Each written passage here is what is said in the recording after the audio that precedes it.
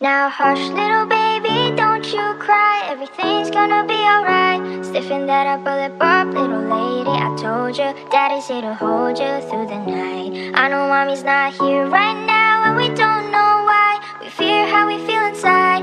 It may seem a little crazy, pretty baby, but I promise mama's gonna be alright.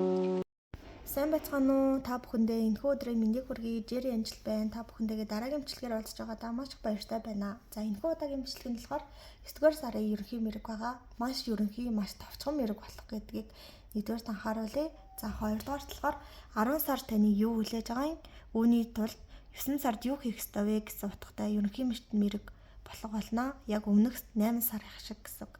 За ингээд бүгдээрээ бичлэгэндээ орцгоё. Сайн байцгаана уу? 1-р картын маань, 1-р группийн маань бичлэгтээ тавтай морилно. За 10 сар та бүхний юу хэлж байна гэсэн чинь хүн хоорондын харилцаан дээр нэлээд анхаарах хэрэгтэй байна.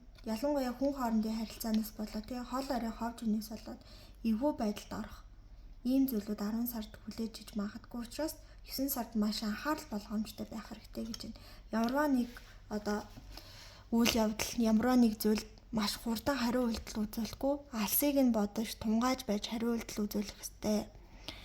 За тэгээд аль болох юмсын учир начрыг нь олох хэрэгтэй байна. Энэ хүнд ингэж хэлжүүл энэ хүн энэ үгийг мань буруу ойлгоод нөгөө хүнд буруугаар хэлээд тэр нь надаа ингэж дараа нь ингэ намайг янз бүрийн ярианд оруулчих магадгүй гэдэг үднээс маш тийм хянамга байх хэрэгтэй гэж. Хянамгай ерөөсөө яарахгүй урдах хойдгоо бодож иж ямарваа нэг үг үйлдэлийг хийж хэвшүүлэх хэрэгтэй байна. Тэгэхгүй бол 9 сард хийсэн буруу үйлдэлээс ч болоод 10 сар томоохон хов живэнд орсон байж магадгүй учраас 9 сард энэ зүйлүүдийг анхаарах хэрэгтэй байна. Ялангуяа ажил карьерийн тал дээр шүү заяа. Ажил карьерийн тал дээр ажлынхан чинь таныг наач тэгдэг ийдэг гэдэг нэг тиймэрхүү дөө хов жив 10 сард үүсч байж магадгүй. За энийг үүсгэхгүй гэвэл 9 сард айгуу тийм удаан доктортой альва зүйл тайван хандан тэг хин нэгэнд ямар нэг үг хэлэхдээ урдах хойдгоо маш сайн бодож хэлэх хэрэгтэй. Ийм сар 9 сард тохиох болно гэж. За хэдүүлээ хайр дурлалын тал дээр 9 сард юу болохыг харцгаая. За хайр дурлалын тал дээр 10 сард юу хүлээж байгаа вэ гэдэгвэл нэгдүгээрт нь 10 сард удаан хүлээсэн хүн чинь эрэхтэй эсвэл бол таны хажууд байгаа хүн чинь удаан хүлээсэн тэр үйлдэлийг чинь хийх юм сар байх болно. 10 сард удаан хүлээсэн зүйлс чинь 10 сард биелэн хайр дурлалын тал дээр. За үүний талд 9 сард юу хийх хэрэгтэй гэхээр харилцаагаа дуусгачихгүй те холбоогоо тасалчихгүй байхаа хичээгээрэй гэж байна. Хичнээн ингээд бүх зүйлийг хийгээ тэр хүнээс муухай сөрөг зүйлүүд ирээд эсвэл тоохгүй байгаа ч гэсэндээ 10 сард бит хоёр эргээд эвлэрч магадгүй гэдэг учраас нэг эвлэх орон зайг заавал үлдээж агаарэ гэдэг гэж байна.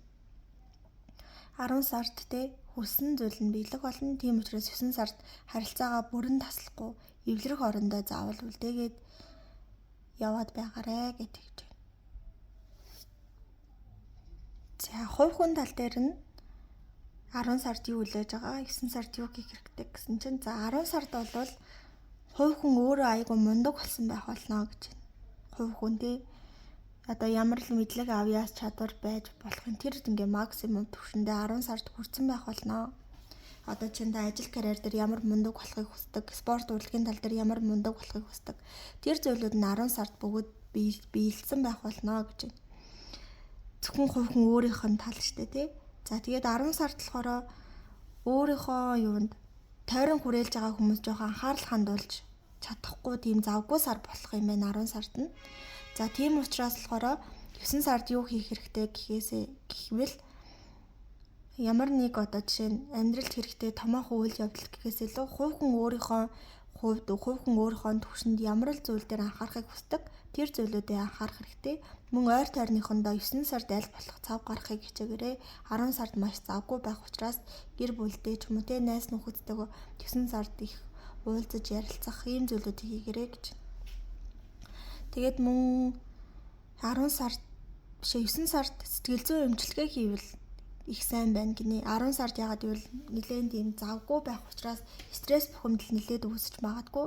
Тийм учраас 9 сард өөрийнхөө сэтгэл зүйг наан урьдчилаад эмчилчих юм бол 10 сар тэгж стресс тэгж зовхгүйгээр юмсуудыг даван гарах үйл явдлуудыг даван гарах энэ одоо чадвар тархлаатай болж чаднаа гэж байна.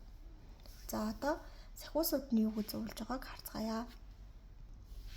За сахиус тэнгэрүүд нь таныг бол ерөнхийд нь юу гэж вэ гэхээр таныг бол их гарын тоглогч гэж нэрлэж байна. Тэ томоохон чухал үйл явдлуудыг базаж учрыг нь олох юм одоо хувь төвөрхтэй хүн шүү. Тийм учраас ингээд жижиг шажиг тэ энэ тулга тойрсон хэрүүлүүдээс өөрийгөө аль болох мулталж аваарай. Чи бол ихийг хийж бүтээх ийм чадвар авьяастай хүн одоогийнхоосоо илүү их зүйлд шунаж тэр зүйл рүү тэмүүлж явах хэрэгтэй. Өнөө маргаашаа арах заах одоо өнөө маргаашаа болгох гэдэг бол чамд дэндүү одоо жулдах ийм асуудал. Тэгэхээр одоо холыг аль болох холыг харсан хол зүйл рүүгээ улам их тэмүүлжээ. Үүний төлөө бүх зүйлийг хийж хэрэгжүүлжээ. Тэр бол ингээд бүр юм дээ. Том юм хувь заяатай хүн. Тийм учраас аль болох жижиг зүйлстэй бүү орооцол. Тэг жижиг зүйлийг жижиг зүйлсэд нь үлдээ. Тэгэд их хол явах хүн учраас их хувь заяатай хүн учраас эрүүл мэндэд маш сайн анхаарад өөрийнхөө хувь заяаны эрэлт гар өөрийнхөө хувь заяараа тэмүүл дээшээ тэмүүл илүү их хий урагшил гэсэн ийм мессежүүд гарч ирж байна. За ингээд 1-р группийн маань бичлэг энд хүрээд өндөрлөж байна. Баярлалаа. Баяртай таарсан байх, таалагдсан байх гэж найдаа. Комментэн дээр хамгийн дуртай эможи үлдээж өгвөл баярлах болно. Дараагийн бичлэгээр иргэн уулзцгаая. Сайн байцгаана уу? 2 дугаар картыг сонгосон хүмүүс маань бичлэгээ тавтай мөрөлнө. За ажил карьерийн тал дээр 10 сард таны юу хүлээж байгаа? Үүний тулд 9 сард юу хийх ёстой вэ гэдгийг хэдүүлээ харцгаая.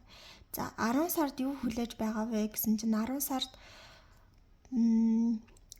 удаан хугацаанд хийгээд болохгүй байсан зүйлийг ерөнхийдөө бол цааш нь үргэлжлүүлэх хэрэггүй шийдээд орхиж явуулах юм байна. 10 сард одоо удаан хугацаанд хийсэн мөртлөө ямар ч үр өгөөжгүй зүйлийг орхиод тэгээд тэгснээрээ болохоор маш тийм өөртөө хэрэгтэй өөрийнхөө яг сүнсний зорилго гэдэг зүйлийг олоод түүнийгээ хийж хэрэгжүүлээд явж байгаа ийм дүр байдалтай байна.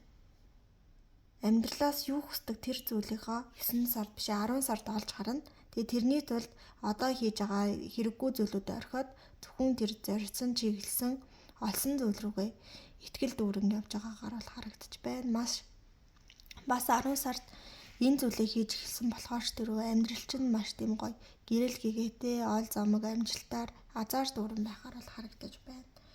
За үүний тулд 9 сард юу хийх хэрэгтэй вэ гэхээр танд ингээд томоохон тийм мөнгөний ч юм уу тийм маш тийм шинэ боломж олдох болно 9 сард.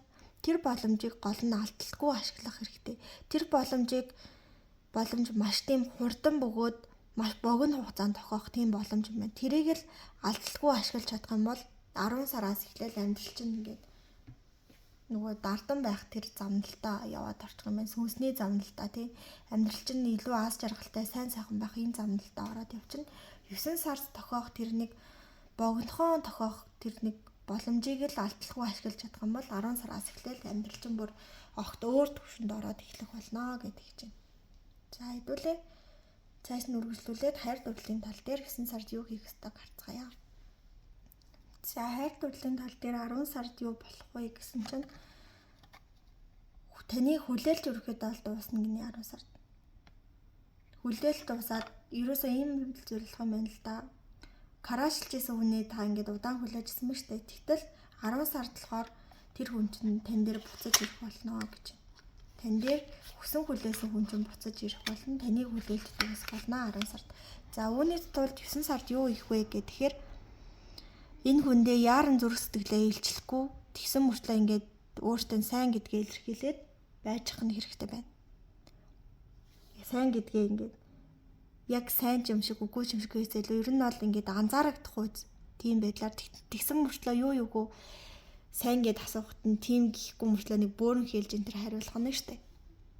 Тэгээд ерөнхийдөө бол 9 сард караштагаа тий харилцаатай байгаад тэгээд энэ хүн нь өөрлөө чинь ирэх болно гэсэн тэр итгэл үнэмшилтэйгээрээ байж байгаарэ гэдэг чинь. Тэгээд зүрх сэтгэлээ бол 9 сард яаран илчлэхгүй 9 сард дэвчиж хүлээсний эцэст 10 сард тэр хүн өөрийнхөө зүрх сэтгэлийг илчлэх болно гэдэг чинь. За одоо хувь хүний талаас нь юу болохыг хэдүүлээ харцгаая. За хувь хүн талаас 9 сард юу хийх вэ? Тэгээ 10 сард юу хүлээж байгаа вэ гэхээр за 10 сард бол юу хүлээж байгаа гэхээр таны ингээ амьдрал чинь гарч ирчихсэн тийм стресс бухимдал үүсгэжсэн асуудлууд 10 сард аяндаа шийдэгдэх болно гэж. 10 сард аяндаа шийдэгдэнэ. Тэгээд яг л хамт байхыг хүссэн гэхээс илүү яг л амьдрал чинь хэрэгтэй хүн 10 сар таныг зорж энэ хайр сэтгэлийн асуудал болж шүү дээ. Хүссэн хүлээсэн гэхээсээ илүүтэй эсвэл удаан хүлээсэн ч юм уу. Тэр хүн чинь ирнэ яг хэрэгтэй хүн чинь те яг заяаны ханчин болох хүн 10 сард ирэх болно гэж. Хувь хүний тал дээр. За энэнийг одоо хийж хэрэгжүүлэхийн тулд 9 сард юу хийх хэрэгтэй вэ гэхээр альва зүйлд маш тийм хинамгай холыг харсан тэгэд яарч болохгүй ерөөсөө тайван дүлгэн нухацтай юм шийдвэр гаргах хэрэгтэй 9 сард. За ингэх юм бол 10 сард асуудлууд аяндаа дуусаж яг хэрэгтэй хүн таныг зорж ирэх болно гэдэг ч байна. За ингээд 2 дугаар группийнхний маань уншлага уучлаарай. Сахиусан тэнгэрүүдийн мессежийг хэлэлгүй өнгөрөх гэж байна. Тэгтээ уучлаарай. За одоо сахиус тэнгэрүүд нь ямар мессеж хүрэхийг хүсэж байгаа вэ гэдгийг хэдүүлээ харцгаая. За өөрийнхөө хүчээр өөрийгөө хүсэх тий. Өөрийнхөө хүчээр өөрийгөө улам гэрэлтүүл, өөрийнхөө хүчээр өөрийгөө одоо илүү их сайн урал гэсэн юм зүйл байна. Өөрийнхөө хүчээр өөрийгөө сайжруулаарэ гэдэг чинь. Тэгэд ямар нэг алдаа гарах юм бол түүндээ битгий харамсаа. Энэ бол нөгөө алдаа оноо гэсэн дараа л ертөнцийн зам ёсны нэгэн хэсгээ.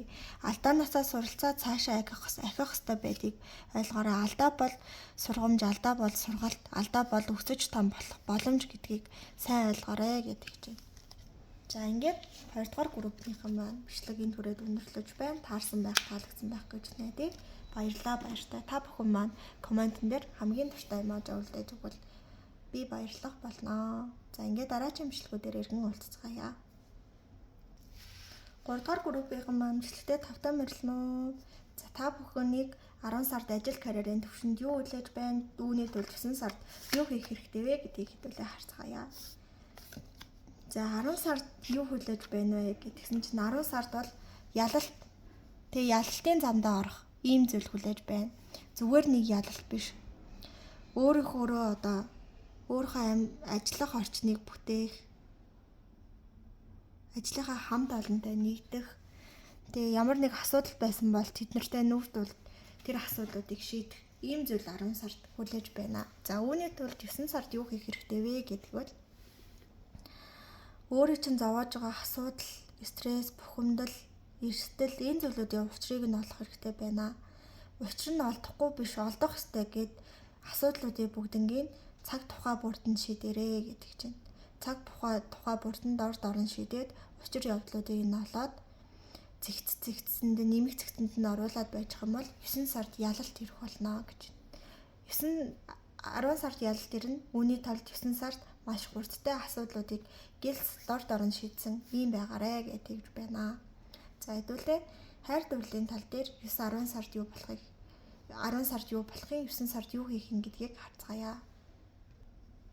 За хайр дурлалын тал дээр 10 сард юу болох вэ гэсэн чинь 10 сард цоошин эхлэл хүлээж байна гэдэг чинь. Ер нь бол сингл ах юм бол хостой болно, хостой ах юм бол гэр бүл болно гэсэн. Цоошин тий төвшин ахиулах энэ зүйлүүд 10 сар тохиолдох болно. Тэгээд 10 сар түүнээс гадна хайр дурлалын тал дээр ямар нэг тийм гомдол байсан бол тэр гомдлоо тайлах, тэр гомдлыг эдгэх ийм учиртай сар болох болно 10 сард. За 9 сард 10 сард ийм зүйл хүлээж байгаа юм чинь 9 сард үүний тулд юу хийх хэрэгтэй вэ гэвэл өөрийнхөө дотроо хадгалж исэн зүйлүүдийг бусдад тий гэр бүлдээ хостоо хэлэх хэрэгтэй байна гэж. Надаа энэ аягүй тийм хэцүү байна. Эсвэл жоохон хайр дурлалын тал дээр бүтлгүүтэд байдаг бол ямар одоо эмэгтэйг би ингээ зөв хүн байна гэж таних хэвээр ямар эрэгтэйд би итгэх хэвээр вэ гэдгийг гэр бүлээр төрнийхнээс асуух юм уу тий. Тэр зүйлүүдийг хийж дотроо юу мэдэрч байгаагаа гадагш нь илэрхийлэх хэрэгтэй 9 сард хайр дурлалын тал дээр. Эсвэл краш тач юм уу тий. Чи над жоохон ингээ таалагдаад ах шиг байдаг штэ гэдгийг нэг жоохон нууцхан илэрхийлээд дотроо юу хадгалж явдгаа 9 сард нэлээд сайн илэрхийлж чадвал 10 сард таны хүссэн ирээдүй айс уярж байна гэсэн. За одоо хувь хүн тал дээр юу болохыг харцгаая гэдүүлээ. За 10 сард хувь хүний түвшинд юу хүлээж авах юм чинь 10 сард хамгийн максимум хувилбартай хүрэх болно. Одоо жишээ нь хамгийн их орлогыг олох, эрүүл мэнд хамгийн сайн байх тий. Хамгийн боломж олцсон. Бүх хамгийн зүйлүүд 10 сард тохиолдох болно. Зүгээр нэг тохиолдох биш, энэ тохиолдож байгаа 10 сард тохиолдож байгаа энэ зүйлүүдийг урт хугацаанд барьж явж чадах ийм зүйл 10 сард тохиолдно. Одоо жишээ нь хүссэн жиндээ очлоо гэхэд тэр жинтэйгээ хэдэн жилээр нь байх тий. Хүссэн ажиллаа, хүссэн орлогоо оллоо гэхэд тэр байдлаараа удаан хадгалж чадах ийм зүйл 10 сард хүлээж байна. За үүний тулд 9 сард юу хийх хэрэгтэй вэ гэдгсэн чинь өөрөө ерөөсөө хойшоо суулгүй маш хурдтай ажлуудыг амжуулж өөрийнхөө төлөө хийх ёстой зүйлүүдийг дор нь гэлс хийх. Тэгээд ирээдүйн төлөө юу хийж байгаа гэдгийг олон түмнийг хийлж зарлахгүй чимээгүй хүн хөдөлмөрлөөд ажиллаад байж хэрэгтэй байна гэдэг чинь. За тэгээд сэтгэлээ аль болох хоосон байлгах хэрэгтэй. Ямар нэг стресс бухимдал үүсгэж байгаа асуудлыг дотроо хадгалах биштэй. Яаж иж байгаад халахаж спорт юм хийж гадагшлуулах дотор байгаа сөрөг энерги хэрчмүүдийг аль болох гадагш нь гаргаж байх хэрэгтэй. Дотроо цуглуулах хэрэггүй байна гэдэг чинь. За одоо сахиус-тэнгэрүүд нь юу гэж зөвлөж байгаа вэ гэдгийг харцгаая хэвлээ. За сахиус-тэнгэрүүд нь тэнгэр шиг бай гэдэг үг санаанд орж байна. Тантай ямар ч хүн яаж харьцсан бэ те? Яаж дайлгансан тэнгэр шиг агуу бай. Яаж ч муухай харьцсан тэнгэр шиг агуу бай.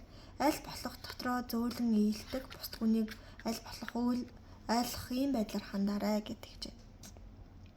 Тэгээ хүссэн зүйл чинь иржсэн ч ирэхгүй байсан ч тэг хэсжсэн ч нэг л янзаараа бай. Сэтгэлээ аль болох тайван дүлгөөн байлгах хэрэгтэй. Тэгээд 9 сард бол юунд ч бэлэн бай. Ямар нэг зүйл хийлээ гэхэд энийг хийснээр надад тийм ол зашиг орох хэвээр ингэх хэвээр ингэж ерөөсөө юу ч хүлээлгүйгээр зүгээр л аль болох олон зүйлүүдийг хийж амжуулсан ийм сар байлгаарай гэдэг чинь. Ол цашгаа хаалтгүйгээр хийх хэвээр бүтээх хэвээр энэ сард амжуулж хийх хэвээр гэдэг байдлаар амжуулах талаас нь л болохоос нь болохгүй хүртэлгүйгээр л агаараа амжуулаад агаарай гэдэг ийм мессежийг өгч байна. За 3 дугаар группнийхээ маань бичлэг энэ хүрээд өндөрлөж байна. Таарсан таалагдсан байх гэж найдаа. Баярлалаа баяртай. Комментэн дээр хамгийн туртай эмojи үлдээгээд өгөөрэй. Дараагийн бичлэгээр иргэн уулзцгаая.